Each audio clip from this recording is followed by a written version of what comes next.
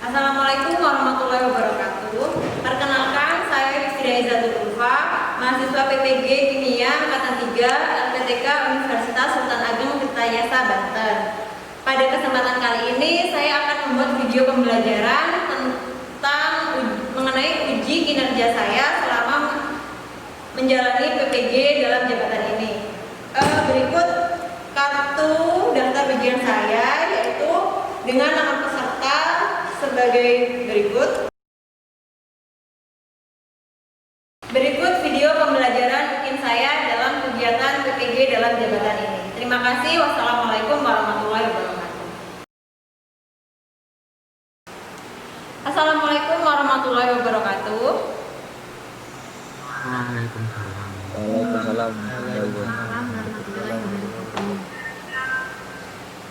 Bagaimana kabarnya hari ini? Sehat?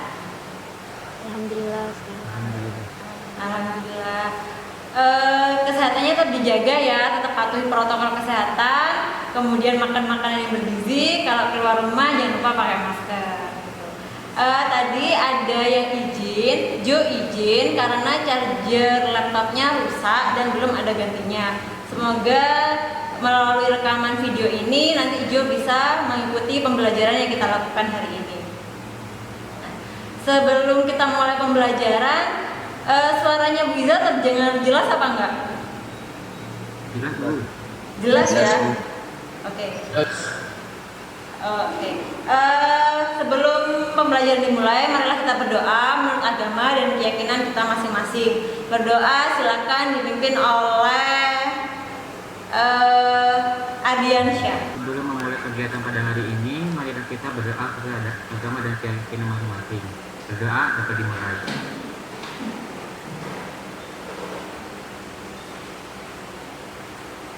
Berdoa dapat diakhiri. Terima kasih Ardiansyah.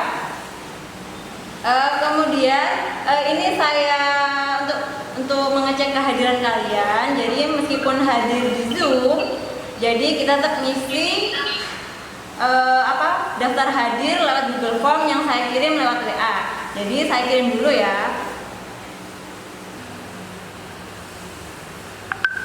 Sudah masuk? Ya, silakan itu daftar hadirnya kalian isi dulu.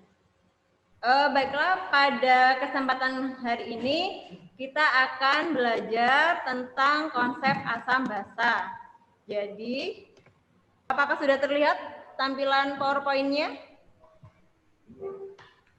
Sudah. Sudah terlihat jelas belum, anak-anak? Sudah, Bu. Oke. Jelas, Bu. Ini ada gambar apa? Kiwi. Kiwi, jeruk, stroberi. Pernah makan buah kiwi, jeruk, stroberi? Pernah ya? Gimana rasa buahnya? Halo? Gimana rasanya buah kiwi? Dikit asam. Asam. Asam. Kalau jeruk? Ada yang manis, Asam. ada yang asam, ada yang manis.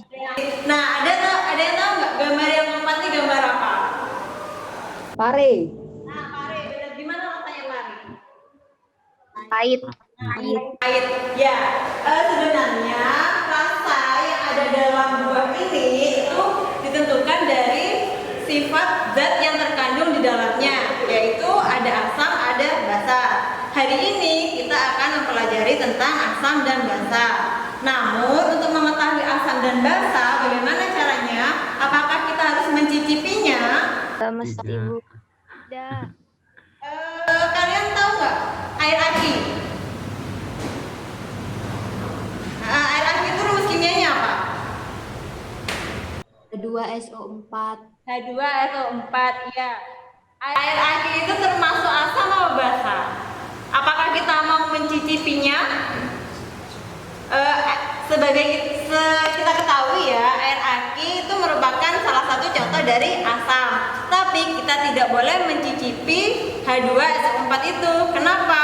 Karena dia sifatnya adalah korosif, jadi bisa merusak organ dalam tubuh kita.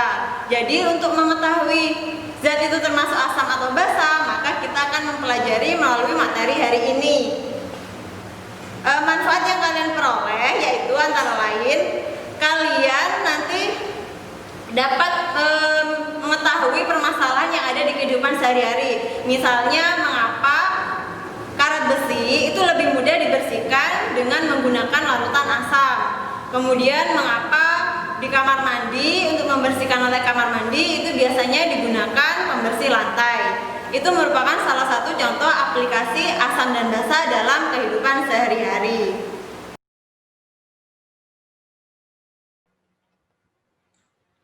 Nah, adapun tujuan pembelajaran kita hari ini yang pertama yaitu adalah yang pertama menganalisis konsep asam basa berdasarkan teori asam basa Arrhenius, Bronsted-Lowry, dan Lewis dalam kehidupan sehari-hari. Kemudian yang kedua yaitu mengkomunikasikan konsep asam basa berdasarkan teori asam basa Arrhenius, Bronsted-Lowry, dan Lewis dalam kehidupan sehari-hari. Jadi nanti pada pembelajaran kita hari ini kalian akan belajar tentang teori asam basa Arrhenius, Bronsted-Lowry, sama Lewis. Kemudian kalian nanti mempresentasikan hasil diskusi kelompok kalian. Bisa dipahami? Oke. Kemarin kan saya sudah ngupload tentang bahan ajar asam basa.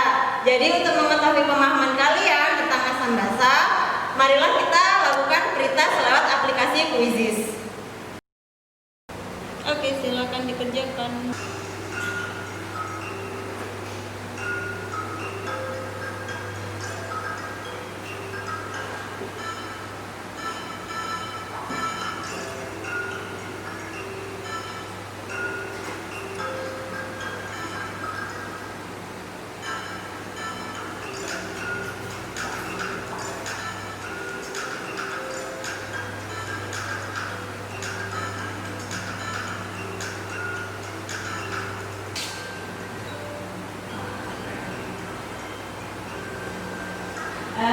Sudah ya.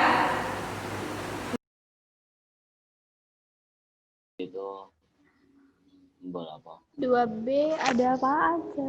Lebih muter-muter. Enggak. Plus OH. Kepisah. plus. K plusnya pisah sama OH. Senggan. Terus H2O nih mengelilingi K plus. Apa di? Apa aja berarti molekulnya? H2O nih ada. K plus OH min sama H2O. Iya. Iya. Ada H2O, ada OH sama K plus.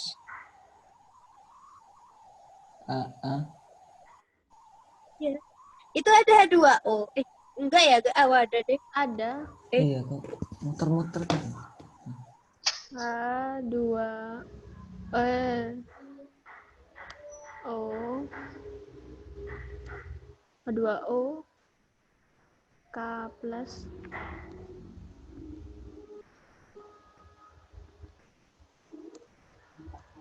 dan OH min. OH min.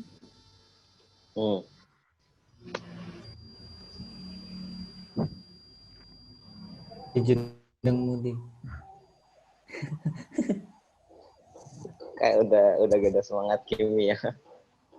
Iya, ini terus di recording, terus nanti dikirim.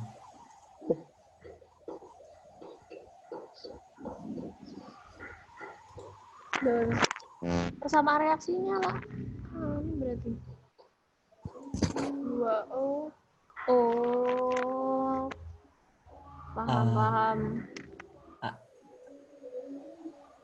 Jadi persamaan kayak Bahwa H2O nih sama. H2O plus KOH.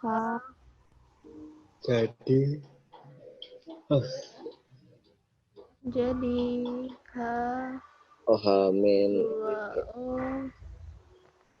gitu gak sih? H2O-nya kan tetap K plus K plus K plus H min. OH min. Assalamualaikum anak-anak. Waalaikumsalam. Gimana? Ada yang perlu didiskusikan atau ditanyakan? Bu, nomor 5, Bu. Nomor 5 apa itu? Nomor 1, jawabannya NH3 karena masih memiliki Masanya juga ditulis. masanya juga, nggak usah. Nggak usah sih kayaknya. Itu kan ditulisnya sebutkan aja sih, ya udah NH3. Nanti kalau presentasi baru dijelasin aja. Oh cuma dikit itu toh kan? Cepet. Terus nomor 2. Yang nomor 2? Aku ya? Aku kan? Iya. Asal nggak tulis gini aja. Tulis satu-satu gini kan ya? Basa itu apa? Asam itu apa? Ini. NH3. Terus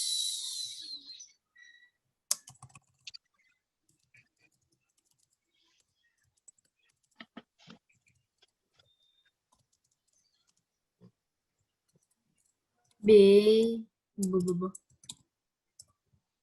BF3. Udah, lanjut. Nomor 3. Aku. Yap. Alah. Asam menurut teori Lewis itu zat atau senyawa Sih guys.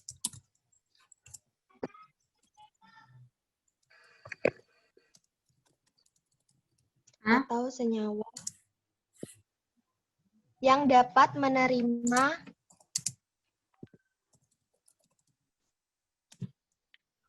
menerima pasangan elektron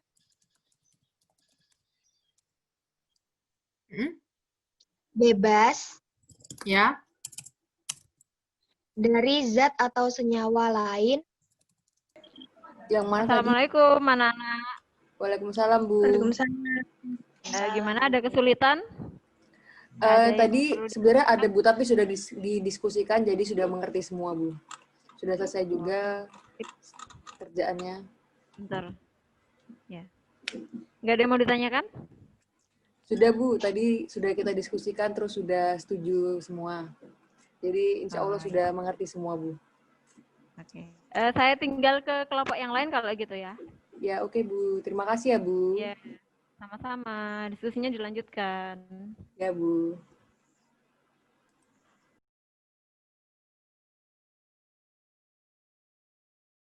Kan.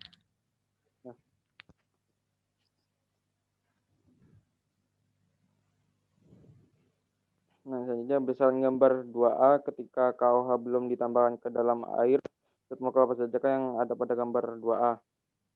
Zat yang ada pada gambar 2A ada H2O. Besaran gambar 2B ketika KOH ditambahkan ke dalam air membentuk larutan KOH, zat molekul ion apa saja yang ada pada gambar 2? Itu ada OH- dan K+. Tuliskan persamaan reaksi ionisasi yang sesuai berdasarkan model 2 bagian 2B larutan KOH. Itu samaannya itu H2O plus KOH menjadi OH- plus K+. Lalu berdasarkan gambar 2C, ketika AOH belum ditambahkan ke dalam air zat molekul, apa saja yang ada pada gambar 2C? Yang ada pada gambar 2C itu ada H2O.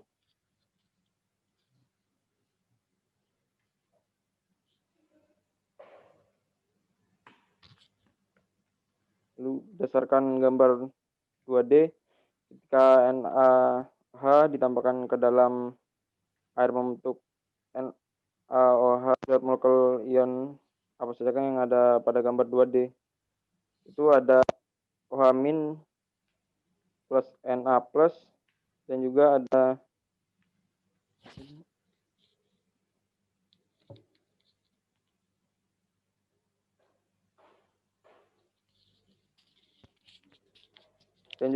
H2O-nya, H2+. Lalu tuliskan persamaan reaksi ionisasi yang sesuai berdasarkan model 2 bagian D. Jawabannya itu H2O plus NaOH jadi OH min plus Na plus. Lalu anion ion negatif apakah yang sama-sama dihasilkan larutan NaOH dan larutan KOH model 2? Jawabannya itu ada OH. Berdasarkan jawabanmu pada soal nomor 7, apa yang dimaksud dengan bahasa Arrhenius? Bahasa Arrhenius itu jika air yang dilarutkan ke dalam air, maka akan menghasilkan ion hidrogen OH-. Ada yang ditanyakan?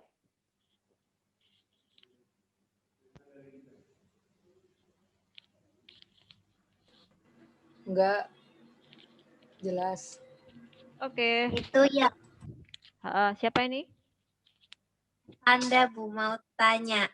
Ya, Pak. Itu kan di gambar 2D itu kan yang ngelilingi Na+, itu kan ada H2O. Tapi kenapa kok bisa H2O-nya masih ada gitu? Padahal yang kayak yang asam itu H2O-nya udah hilang.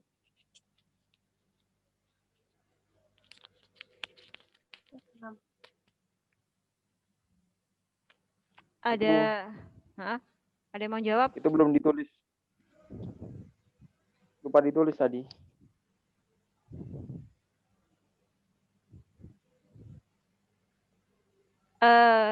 Harusnya gimana, Faras?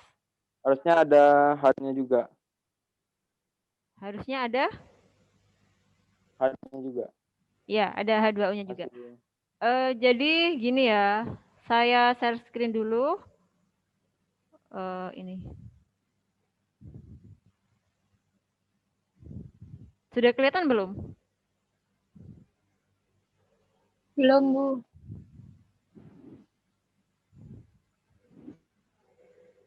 Sudah?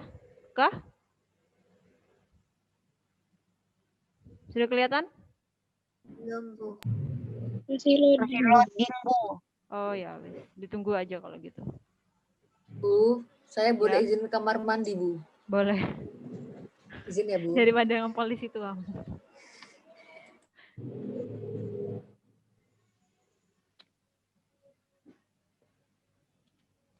Sudah kelihatan belum PowerPoint-nya? Sudah, Bu. Ya.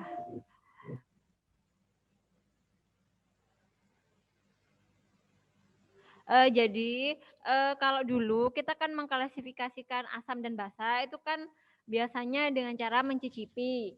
Tapi kan tidak semua zat bisa kita cicipi. Ada beberapa zat yang berbahaya. Jadi kemudian para ahli itu mengklasifikasikan bagaimana sih zat itu bisa dikatakan asam atau basa. Jadi berkembang mulai dari teori Arrhenius ini. Nah, coba diperhatikan. Sebenarnya sama kayak yang gambar di LKPD kalian. Nah, ini ada 2 gelas kimia yang masing-masing berisi air. Kemudian gelas kimia yang pertama kita masukkan ada gas hidrogen klorida. Nah, ketika dilarutkan dalam air, ternyata asam klorida maupun asam iodida yang di sebelah kanan ini itu terurai. Dia terurai menjadi H+ dan Cl- untuk yang HCl. Kemudian yang untuk asam iodida, dia terionisasi menjadi H+ dan ion imin. Kemudian, nah dari situ ternyata Arrhenius menyimpulkan bahwa ketika suatu gas dilarutkan dalam air, dia akan terionisasi menjadi H+ dan Cl- untuk yang HCl. Kemudian pada HI terionisasi menjadi H+ dan imin. Kemudian Arrhenius meneliti lagi tentang HBr sama HNO3. Nah, ternyata sama. Nah, dia terurai menjadi H+ dan Br- untuk yang HBr, kemudian yang HNO3 menjadi H+ dan NO3-. Jadi Arrhenius itu menyimpulkan bahwa asam itu adalah sesuatu yang dapat menghasilkan ion H+ ketika dilarutkan dalam air.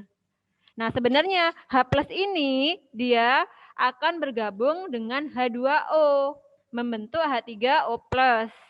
Jadi kalau ditulis dalam persamaan reaksi kimia, nah ini kan HBr.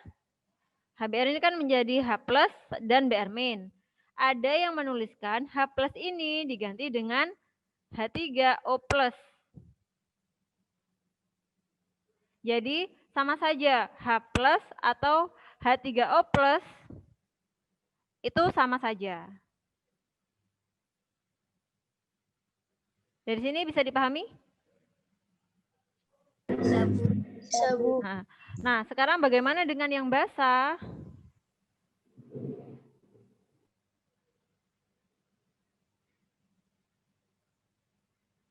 Nah, ini ada NaOH sama KOH dilarutkan dalam air. Nah, apa yang terjadi?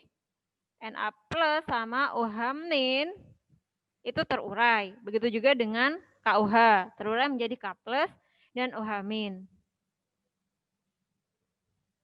Nah, karena air itu kan sebenarnya terurai menjadi H plus dan OH-. Tapi kemampuan ionisasinya sangat kecil. Jadi molekul H plus dan OH- yang dari air itu tetap membentuk H2O. Jadi pada basa ini dia akan tetap menjadi ketika dilarutkan dalam air, dia akan membentuk Na plus dan OH- juga H2O. Jadi OH-nya itu tidak diikat sama H2O. Jadi tetap sebagai ion OH-. Nah, pada asam tadi, H plusnya itu diikat sama H2O, membentuk H3O plus. Tapi ada yang menuliskan persamaan reaksi itu H3O plus itu sebenarnya sama saja dengan H plusnya. Bisa dipahami? Bisa, Bu. Apa? Bu. Ada yang mau ditanyakan? Bingung. Oh, gini wes. Berdasarkan teori asam basa Arrhenius, asam menurut Arrhenius itu apa? Oh. Semua berarti, Bu. Enggak Arrhenius tok wes. Arrhenius saja.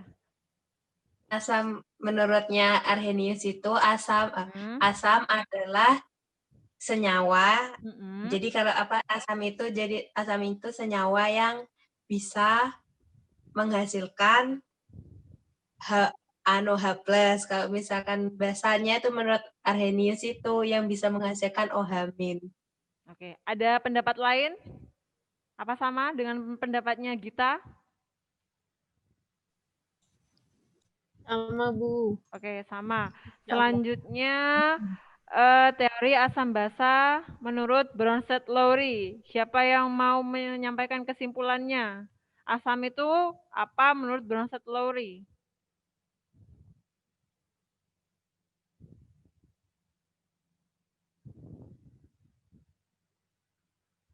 Saya, Bu. Vanessa, ya silakan sip. Vanessa. Menurut Bronsted-Lowry, asam itu zat atau senyawa yang mendonorkan proton H+. Ya. Dan untuk basanya adalah zat atau senyawa yang Jadi menurut Bronsted-Lowry, asam basa itu terjadi transfer dari asam ke basa. Ya. Transfer apa?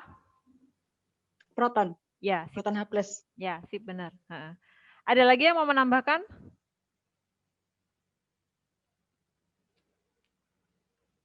Sama? Sama, Bu. Oke. Ya, benar. Kemudian yang terakhir, asam basa menurut teori asam basa Lewis. Siapa mau menyampaikan?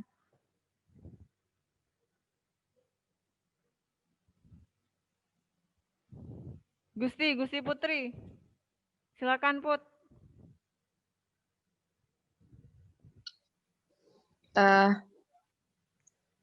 Bentar.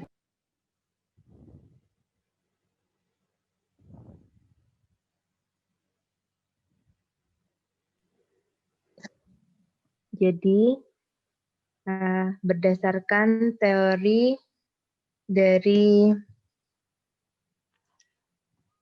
Lewis. Videonya dibuka ya, Put.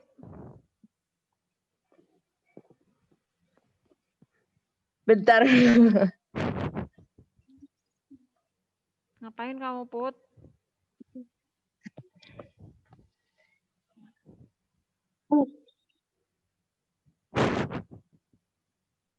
Ya, silakan.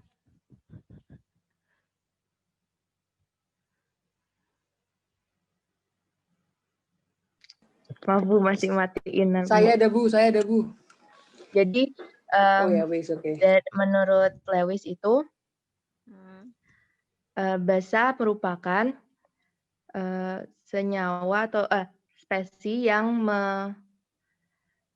mendonor PEB atau pasangan elektron bebas, sedangkan asam itu yang menerimanya. Oke. Ikatan yang terjadi antara asam basa Lewis itu ikatan apa tadi? Ikatan kovalen. Kovalen apa? Koordinasi. Kovalen koordinasi. Ya, benar. Ya. Sudah kesimpulannya sudah selesai. Apa ada yang ingin ditanyakan lagi? Nggak ada Bu. Nggak ada. Oke. Baiklah.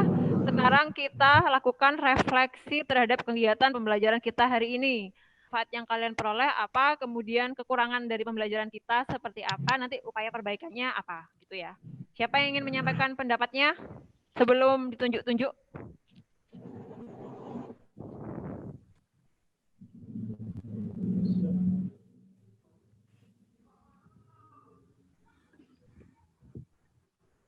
Farah, ayo Farah.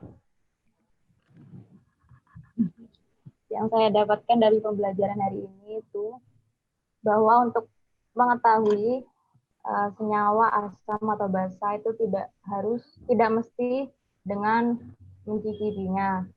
Itu dapat disimpulkan dengan 3 teori tadi. Yang pertama teori Arrhenius, yang kedua teori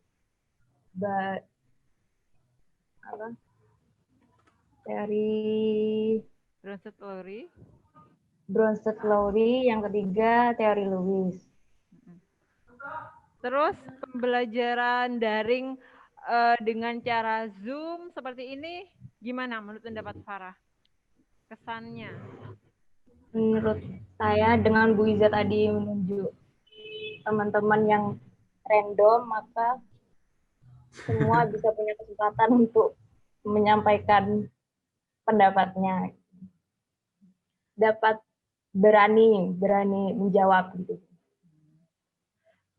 Terus kekurangannya dari pembelajaran hari ini apa menurut Farah?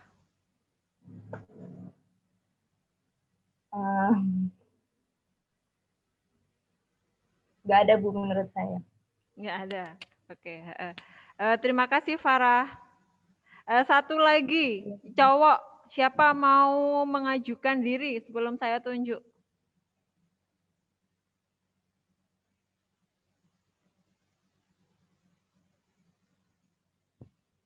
Yang merasa cowok?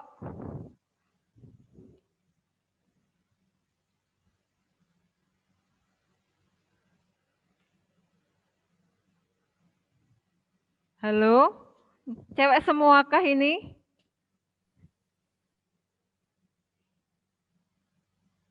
Adiansyah, silakan Adiansyah. Tai. Oh, Rafli. Ayo Rafli. Gak bisa Bu, gak tahu saya Bu. Rafli. Mending Tio aja Wardiansyah Bu. Lebih hebat Bu. Raf, enggak maunya saya Rafli. Gak tahu. Sampaikan aja wes apa kesannya kamu belajar daring pakai Zoom ini menyenangkan apa membosankan, terus gimana sebaiknya pembelajaran daring ke depannya gitu wes. Harusnya gimana? Kamu pengen pembelajaran daring tuh apa melalui penugasan lewat Google Classroom, apa nanti ada forum diskusi dari Zoom seperti ini atau gimana? Kalau saya suka dari penugasan itu aja Bu. Dari Google Classroom. Kalau dari saya gitu Bu. Ya wes, oke. Makasih ya Raf ya.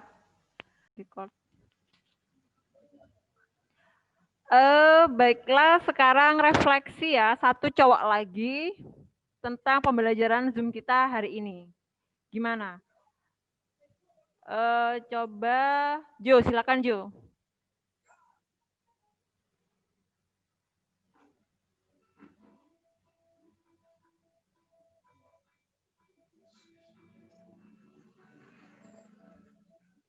Ya, menurut saya pembelajaran hari ini itu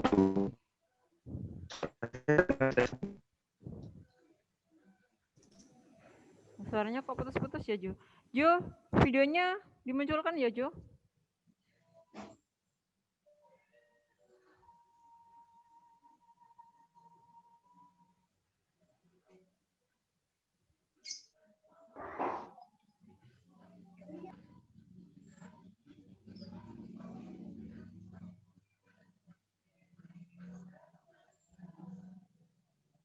Halo?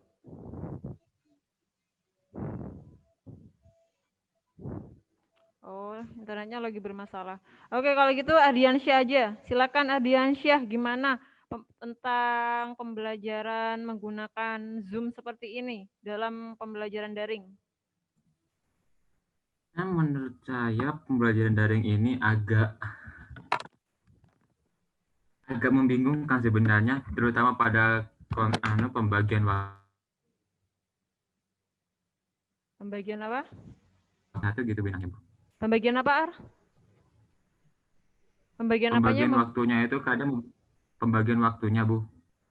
Kan ibunya tidak bisa selalu saat pada waktunya itu ibunya itu ada di setiap Zoom masing-masing kelas gitu, masing-masing kelompok gitu, Bu. Oh, saran kira-kira kalau seperti itu sebaiknya bagaimana menurut Ardiansyah?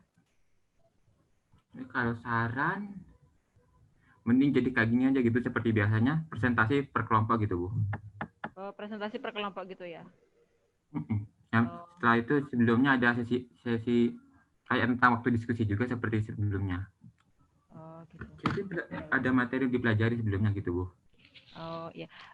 Ya kemarin karena kita memang posisinya lagi PAS ya, jadi waktu kalian itu memang fokus dulu ke PAS-nya. Ya nggak apa-apa. Terima kasih atas masukannya Ardiansyah. Baiklah, sekarang kita sudah melakukan pembelajaran, ada diskusi, ada presentasi, kemudian buat kesimpulan, kemudian melakukan refleksi, kemudian sekarang kita kembali untuk post test ya. Jadi lewat kuisis seperti kemarin, saya masukkan dulu, saya buatkan dulu link kuisisnya.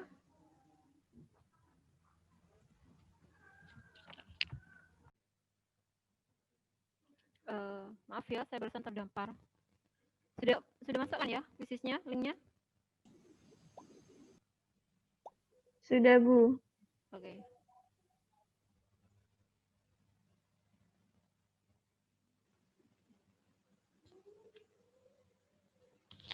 Yeay, selesai. Selamat, Jo. Yang lainnya, tak perlu berkecil hati. Kita tingkatkan untuk pembelajaran yang selanjutnya ya. Oke, baiklah anak-anak. Pembelajaran kita berakhir sampai di sini, yaitu tentang indikator. Marilah kita tutup pembelajaran kita hari ini dengan doa bersama-sama. Sebelum mengakhiri pelajaran dan kegiatan masing-masing, berdoa mulai. Berdoa selesai. Baiklah, terima kasih atas perhatiannya. Terima kasih atas tetap patuhi protokol kesehatan. Kalau begitu, saya akhiri. Terima kasih, Bu.